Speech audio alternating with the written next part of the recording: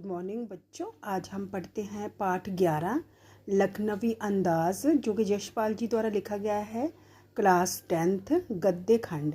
तो फर्स्ट प्रश्न क्या है, लेखक को नवाब साहब के किन हाव भावों से महसूस हुआ कि वह उनसे बातचीत करने के लिए तनिक भी उत्सुक नहीं है। उत्तर, भीड़ से बचकर यात्रा करने के उद्देश्य से जब लेखक सेकंड क्लास के डिब्बे में चढ़ा तो देखा उसमें एक नवाब साहब पहले से बैठे हैं। लेखक को देखकर नवाब साहब के चेहरे पर असंतोष के भाव आ गए। उन्होंने लेखक के साथ कोई आत्मीयता का अर्थ अपनापन आत्मीयता नहीं दिखाई। नवाब साहब के चिंतन में रुकावट पड़ी, जिससे उनके चेहरे पर व्यवधान का अर्थ रुकावट के भाव उभर आए। उन्होंने लेखक से बातचीत करने की पहल नहीं की, जिससे ये लग रहा था कि वह उसे बातचीत करने के लिए तनिक भी उत्सुक लालायत नहीं है। लेखक की ओर देखने की बजाय वह खिड़की से बाहर देखते रहे। कुछ देर बाद वह डिब्बे की स्थिति को देखने लगे। नवाब साहब के इस हाव भावों से लेखक को महसूस हुआ कि वह बातचीत करने के लिए जरा भी उत्सुक नहीं है। नवाब साहब ने बहुत ही यत्न से खीरा खाटा, नमक, मिर्च, बूर का अंततः सूंघ कर ही खिड़की से बाहर फेंक दिया। उन्होंने ऐसा क्यों किया होगा? उत्तर, इंगित का अर्थ इशारा करना। उन्होंने अपने लखनवी अंदाज, खानदानी रहीसी, खाने के ढंग को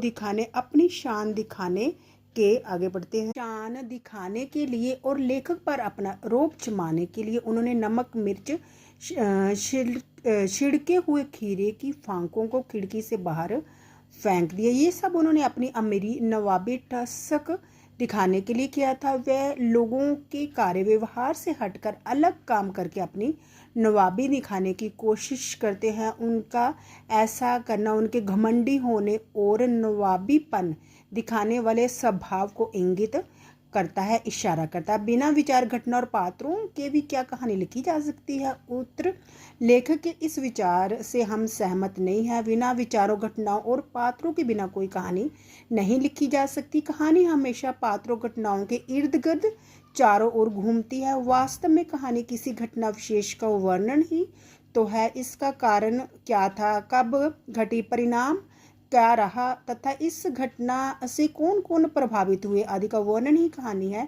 कहानी के लिए रोचक प्रसंग, समस्या, पात्र, विचार जरूरी है। ये कहानी के प्रमुख अंग है। इसके बिना कोई भी कहानी नहीं लिखी जा सकती। आप इस निबंध को, और क्या मैं इस निबंध को दूसरा नाम देना चाहूँगी, रस्सी चलगी पर ऐंठ नहीं गी, नवाबी दिखावा या बनावटी जिंदगी। इसका कारण यह है कि नवाब साहब की नवाबी तो कब की छिन चुकी थी, पर उसमें अभी नवाबों वाली